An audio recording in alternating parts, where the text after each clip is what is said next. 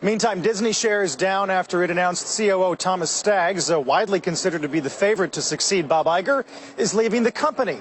Now, Disney casting a wider net to find its next CEO, releasing a statement saying the board of directors will broaden the scope of its succession planning process to identify and evaluate a robust slate of candidates for consideration.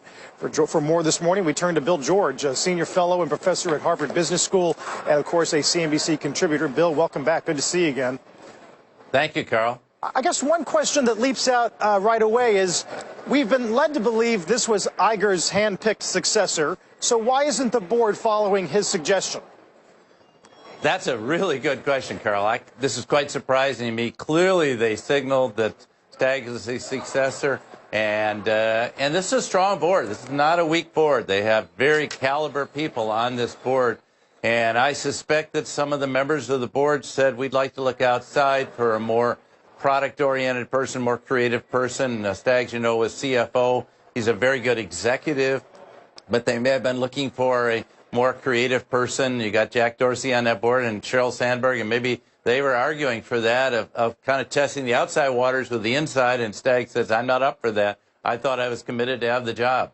But you recall that this happened with Iger when Eisner was there, and there was a huge dust-up, and some wanted Iger, some didn't. You know, frankly, Bob has turned out to be one of the great CEOs of this country.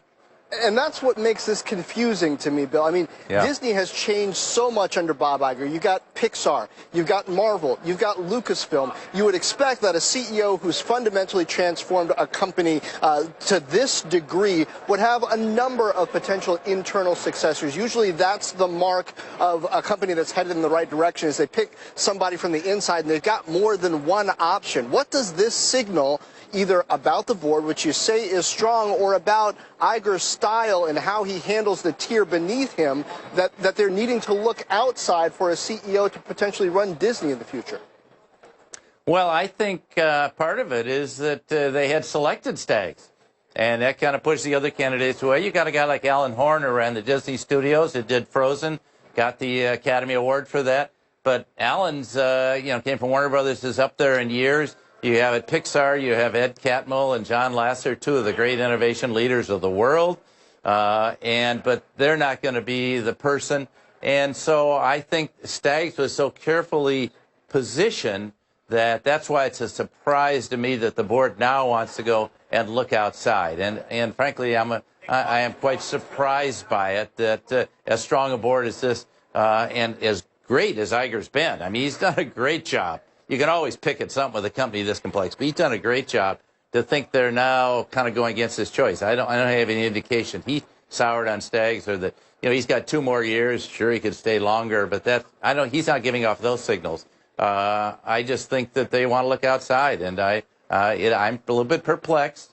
But more and more boards are doing that these days. They want to kind of compare the outside to the inside, and the inside in this case decided he wasn't going to stick around.